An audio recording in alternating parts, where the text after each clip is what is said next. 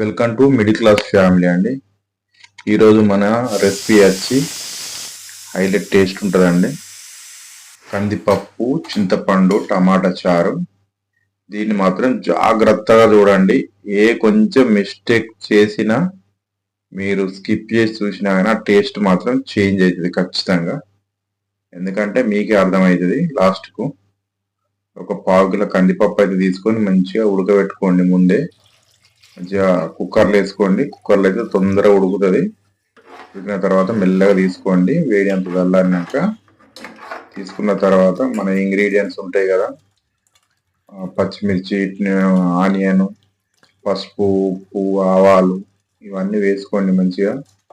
ఇట్లా చింతపండు కొంచెం చిన్న నిమ్మకాయ చింతపండు నానబెట్టుకోండి, ఎక్కువ అవసరం లేదు. నానబెట్టుకొని మంచిగా ఇలా మొత్తం కలుపుకొని దీన్ని అందులో మిక్స్ చేసుకోండి. దీనితోనే టేస్ట్ అండి బాబోయ్. ఇది లేకుంటే టేస్టే వేరే తేడా వస్తుంది. కాబట్టి ఖచ్చితంగా చింతపండు అనేది వేయాలి.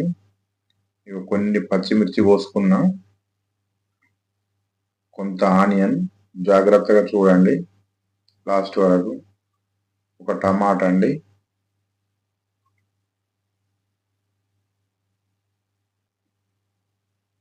ఎంత బాగుంటుందంటే టేస్ట్ భలే ఉంటుందండి. కొంచెం కరివేపాకు వేసుకోండి.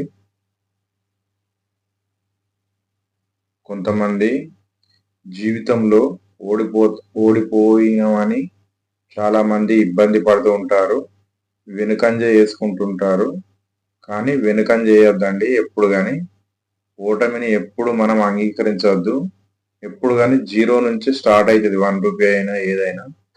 లైఫ్ కూడా అట్నే ఉంటుంది. మనకు ఒకసారి ఫెయిల్యూర్ అనేది వస్తేనే మనకు బలము బలహీనత అంతా మొత్తం మనకు తెలిసిపోతుంది మనది.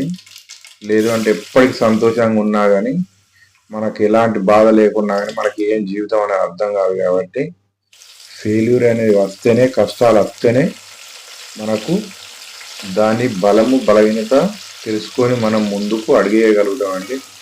ఎప్పుడు కానీ బాధపడి వెనుకకు పోవద్దు. ఎంత బాధ వచ్చినా, కష్టం వచ్చినా ముందు అడుగు వేయాలండి. ఎవరైనా ఇప్పుడు ఎంతో మంది ఉన్నారు, జీవిత సత్యాలు చూడొచ్చు మనం. చాలా మంది పెద్ద పెద్ద వాళ్ళు కూడా, వాళ్ళకు కూడా ఎన్నో వచ్చి ఉంటాయి. ఇప్పుడు ధనవంతులు అయిందంటే వాళ్ళు కూడా చాలా కష్టాలు పడి ఉంటారు. కానీ వాళ్ళు వెనుకంజ ఎప్పుడు వేయలేదు, ఏ కాళ్ళు ముందుకు దూసుకుపోతున్నారండి. కాబట్టి మనం కూడా వెనుకంజ అనేది వేయకుండా ముందుకు దూసుకెళ్ళాలి. చూడండి, నేను చెప్పినా కదా మీకు అప్పుడు.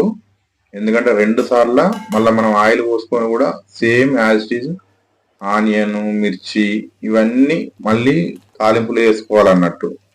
లేదు అంటే మధ్యలో స్కిప్ చేసింది అనుకో ఏం అర్థం కాదు. కాబట్టి మొత్తం చివరి వరకు చూడండి. ఈ వీడియో మీకు నచ్చినట్టయితే లైక్ చేయండి, సబ్స్క్రైబ్ చేయండి ఫ్రెండ్స్. ఒక కామెంట్ పెట్టండి ఎలా ఉంది అనేది. Bye friends.